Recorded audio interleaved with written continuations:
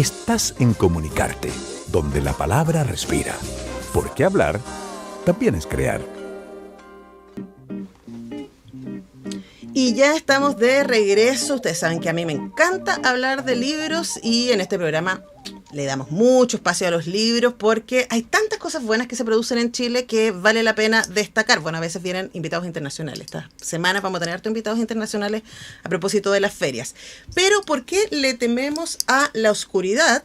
Es un libro de Gonzalo López Pardo que se adentra en mitos chilenos, pero mitos que algunos son muy conocidos. Hay un par que yo había escuchado y había leído, referenciado en otros libros, pero hay otros que tienen que ver con hechos reales y que el autor nos cuenta en la introducción al libro que hechos reales más o menos cercanos. O sea, es como, esto fue mi papá, o esto le pasó a mi tío, o a mi amigo, no escuché de un tío, de un sobrino, de un primo.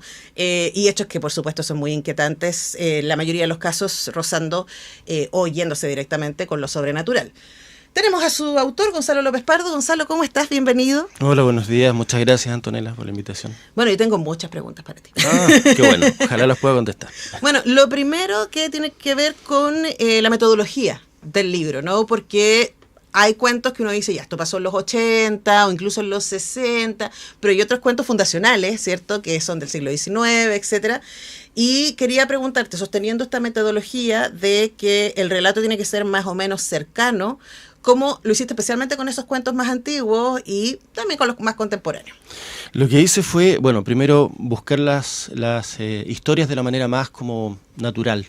Es decir, cada vez que me encontraba con algo, con alguien que contaba algo interesante, y a mí me parecía que podía caber, digamos, en mi antología, trataba de conversar con esa persona por el costado, o sea, no por el costado, digamos, directamente.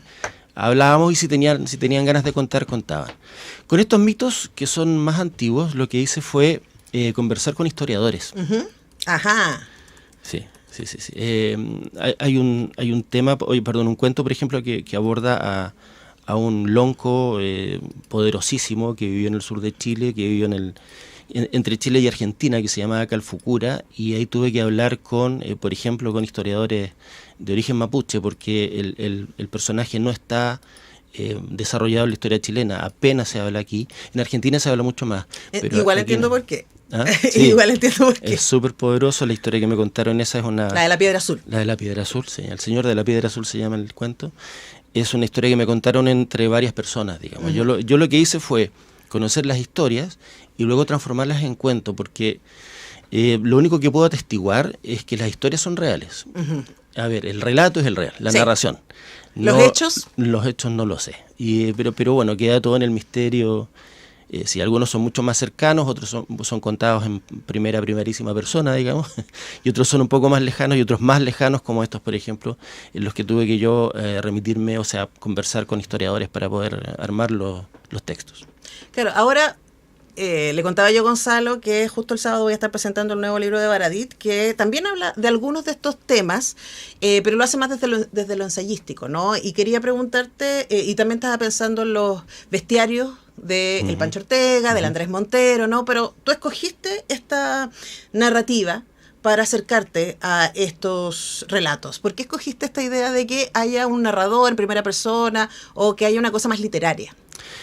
Lo que me llamó la atención es que son historias que a alguien le ocurrieron. Es decir, creo yo que ahí está una de las fortalezas, digamos, de las riquezas del libro. Alguien me lo contó y una de las cosas que buscaba era que el relato no fuera muy lejano, salvo estos dos relatos de los que hablamos, porque son 17. Claro. Los otros, la idea para mí era que le ocurrieran a personas o en primera persona, es decir, me pasó a mí, o a una tercera persona muy cercana. Uh-huh. Le pasó a alguien, a mi abuelo, a mi padre. Yo sospecho que el último cuento es tuyo. El último cuento, fíjate, sí. Ah, ¿viste? Sí. Ahora, el último cuento está, a ver, es bien simpático porque es algo que me contaron que ocurría eso lo puedo decir tranquilamente, aquí en la Plaza Brasil. Ajá. Y yo vivía al lado. Cuando recién llegué a Santiago, yo soy magallánico primero, después viví en Valparaíso, después llegué acá a Santiago. Cuando recién llegué a Santiago vivía allá. Entonces me contaron de ciertas apariciones en esta... Sí. ¿Okay? Y bueno, vi algo, efectivamente. Entonces uní lo que me contaron con lo que yo vi, Sí. con lo que, claro. Ahora, cuando uno empieza, creo que lo dicen en la introducción, bueno, tiene introducción de Ramón Díaz Heterovich y del gran Julio Rojas. Los dos grandes, los dos han estado sentadísimos acá, además, está radio. Muy notable. Grandes amigos, además. Sí, gente que sabe un montón, además. Gente muy entretenida. Sí. Cuando uno se adentra a esto y ni siquiera darle credibilidad, darle un espacio a estas posibilidades de la realidad, a esto que se escapa de lo racional, yo creo que aparecen ciertas explicaciones a la complejidad de nuestra identidad, de nuestra idiosincrasia, ¿no? Yo creo que aparece otra capa de lo chileno, porque siempre pienso en lo que dice, ya me voy a acordar, bueno, un escritor, historiador francés, que los imaginarios también son realidad. Ella, pues voy a poder citar bien porque ya me olvidé, y que o sea, que los hechos son hechos, pero los imaginarios también se transforman en realidad porque de alguna manera les habitamos, ¿no? Y aquí aparece un Chile un poquito más complejo, que nos esconde de la densidad de nuestra historia y de nuestro territorio, ¿no? ¿Qué te parece interesante a ti de adentrarse en esos niveles? A mí lo que me parece es que, a ver, en la superficie, me voy a poner un poco filosófico, pero en la superficie, en este minuto, estamos conversando cosas que nos pertenecen y que no nos pertenecen al mismo tiempo. Es decir, en este minuto hay una coyuntura política que está súper efervescente, que nos está dividiendo mucho, pero que además está muy relacionada con lo que está ocurriendo fuera, ¿no? Con lo que sabemos, Trump y pero también esos son imaginarios y relatos. Son imaginarios, pero yo lo que siento es que eso es la superficie. Es, digamos, lo que está por encima del agua. Claro. Lo que está debajo, que ya sabemos que en el caso de los icebergs es como el 7% de lo que está arriba y el resto está abajo, yo siento que incluye este tipo de relatos. Yo viví casi toda mi infancia y mi adolescencia en Punta Arenas, y luego viví en Valparaíso. Dos ciudades muy mágicas. Muy mágicas y muy provincia. Muy provincia. A pesar de que Valparaíso está al lado, es muy provincia. No se parece a Santiago. Tiene su propia cultura. Sí, y tiene onda además. No se parece a Santiago, de verdad que no. Yo ya llevo mucho tiempo viviendo en Santiago y te digo de verdad que las tres ciudades son distintas. Y lo que ocurría en ambas ciudades es que había, y también lo he vivido acá, porque busqué este tipo de historia, es que hay, lo que no sé cómo lo llamas tú, pero existe esta realidad que yo siento que es mucho más cotidiana. Es decir, la magia para nosotros, o la brujería, por el caso de Chile siempre se habla de brujos, y también curiosamente de brujos y no de brujas, o de brujos y brujas. La brujería, la magia, aquello, lo sobrenatural, o aquello que no podemos explicar, que no sé si ubicas a Rafael Otano, me imagino que lo sí, por supuesto, me hizo clase. Ya, Rafael es gran amigo mío, y él me decía preternatural, aquello que aunque sea natural, no lo concebimos porque no lo entendemos, porque es demasiado, ¿no? Sí. Yo creo que eso es parte de nuestra vida. Es decir, a todo el mundo le penan, o a mucha gente le penan. Yo trabajo ahora en una universidad donde dicen que penan en varios lugares. En todos lados, digamos, hay un pato malo, alguien de quien vengarse. Es, digamos, bueno, y hay lugares donde efectivamente este tipo de mitos, este tipo de personas y todo habita, ¿no? Punta Arenas es así, por ejemplo. Sí. O sea, yo creo que tratamos de, especialmente yo creo que este es un momento muy evidente para pensar eso, ¿no? La vida es pura incertidumbre, excepto el hecho que vamos a morir, que al mismo tiempo tratamos de ignorar ese dato y es el que más nos aterra.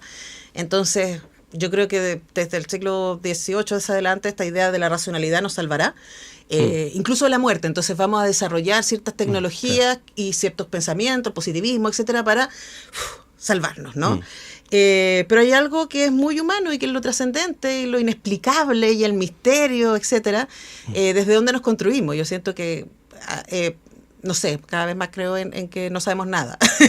Sí, mientras más leo, más me doy cuenta que no sé nada. Efectivamente. Y por eso hay gente que no lee y que dice cosas como si fueran verdad y la verdad es que no.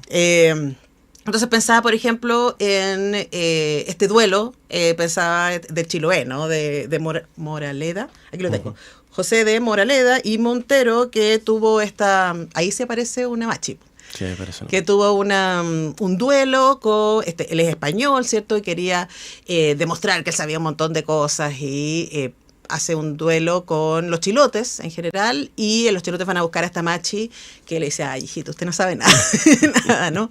Y él, reconociendo su derrota, le regala un libro de brujería, derechamente. Sí. Y ella se lo guarda y luego se lo pasa a los que van a ser los brujos de Chiloé, ¿cierto? Y la Casa Grande y todo aquello. Y yo pensaba, en los últimos años ha habido como un boom de los brujos de Chiloé, que la historia es real. Sí, la historia es que... La del juicio. Claro, y que hubo un juicio a los brujos de Chiloé porque de alguna manera Chiloé se había transformado en una nación independiente gobernada por estos brujos. Además, al mismo tiempo que estaba pasando la guerra del Pacífico, entonces era un momento inquietante. Entonces, ese es un súper buen ejemplo de pueden o no existir la magia, pero esos brujos autollamados así, ¿no? Y organizados en esa lógica, sí gobernaron un territorio por un tiempo. Si lo hicieron a partir de la magia o a partir de otra expresión de poder, no sabemos. Sí. Pero eso está ahí, ¿no? Y nos ayuda a entender un poco la historia porque somos lo que somos. De hecho, lo curioso de ese caso es que esa agrupación, digamos, lo que hizo fue reemplazar al Estado. Claro. Y de hecho por eso se les enjuicia, ¿no? O sea, bueno, por una serie de delitos también, pero ese era el mayor, ¿no? Claro. Y eso es lo que yo creo que también ocurre, que sigue ocurriendo, digamos, en ciertos niveles. Es decir, cuando no hay acceso a la salud, por ejemplo, a la salud normal, a la salud que consideramos alopática, por ejemplo, la gente recurre a ¿qué se llama? A machis, a chamanes, incluso a gente que comercia con eso, digamos, se aprovecha de este asunto, pero hay una vida paralela. Hay una vida paralela que no tiene que ver con la racionalidad necesariamente, o tal vez con otro tipo de racionalidad, que no tiene que ver con lo que ofrece el Estado, que además en este minuto hay un cuestionamiento a todas las instituciones, entonces se recurre a otras. Y en muchos lugares estas esferas reemplazan al Estado, reemplazan a las autoridades, o son derechamente las autoridades. Es que también uno piensa... El Estado como organización y la medicina, ¿cierto? Incluso la academia son relativamente recientes en la historia de la humanidad. Uno puede pensar ya, de hecho estoy pensando en la persecución de las brujas, ¿cierto? Desde el siglo XV, ¿cierto? Hasta el XVII, fueron un montón de años, fueron más de 250 años. Sí. Y la persecución hoy día se ve especialmente desde el feminismo como una persecución al conocimiento fuera del canon, que ya estaba instalado, la iglesia y la academia, médicos, etcétera, ¿no? Y se supone que ellos sabían y cualquier tipo de conocimiento fuera de estos canon era peligroso. Pero uno también tiene que decir, a ver, pero ese era un mundo rural. O sea, menos del 5% en esa época vivía en ciudades y por lo tanto podía tener acceso a un médico. Claro. ¿Y cómo lo hizo la humanidad desde los 200.000 años que lleva, ¿no? O sea, normalmente... Nuestra historia más larga ha sido acudiendo a machis, acudiendo a brujos, acudiendo a mujeres, chamanes también, que tienen un manejo de la naturaleza humana y de la naturaleza botánica que se ha perdido y que luego cuando nos dimos la vuelta larga nos dimos cuenta que efectivamente funcionaba.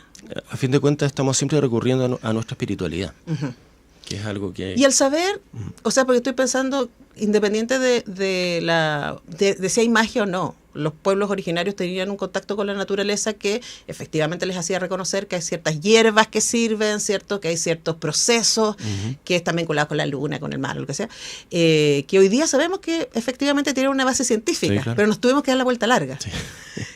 Ahora, ese es un camino, ¿no? Y el libro también a mí me parece que es muy desprejuiciado respecto a los mundos que mete, porque efectivamente está el mundo mapuche, ¿cierto? Está este cuento hermoso, pero nunca lo había escuchado o sea, sí había escuchado de la tierra bajo la tierra, y ese cuento me pareció tan bonito, además me pareció tan cinematográfico, de esta sacerdotisa celta, que se va a meter con a salvar al pueblo que está bajo el pueblo, porque lo que está pasando arriba les está haciendo daño.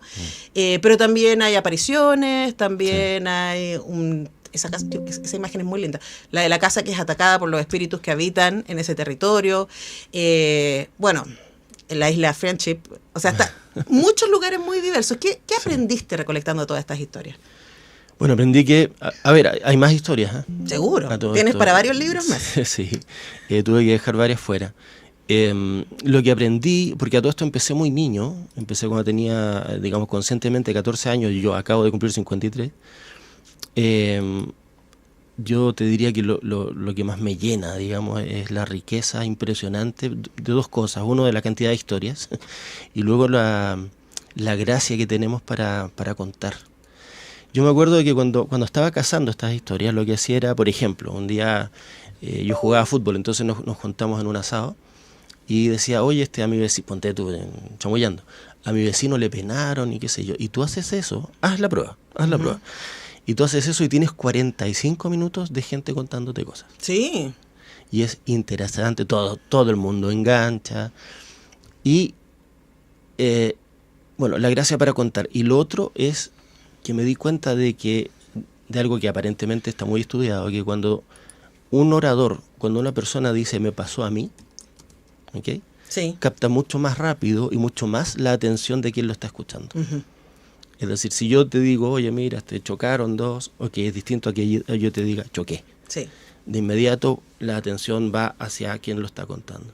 Eso también me llamó mucho la atención, lo aprendí. Sí, yo creo que además hay una cosa muy... A pesar de que siempre está en tensión, ¿no? Es como muy irrebatible respecto a la experiencia del otro. ¿Qué les va a decir? No te pasó lo que tú dices que te pasó.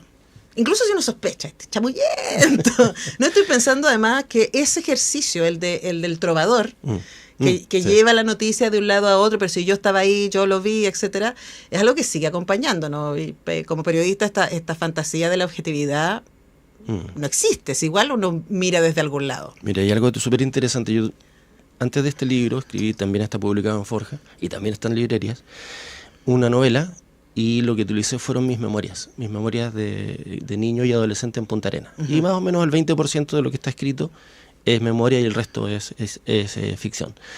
Y cuando empecé a hacerlo fue porque me di cuenta de que me olvidaba de mi gente, de cómo hablaban, de los colores de los ojos de mis amigos, de mis amigas, bla, bla, bla, bla, bla. Y empecé a tratar de entender cómo funcionaba la memoria y me puse a leer sobre eso. Y fíjate que a lo que llegué es a lo siguiente.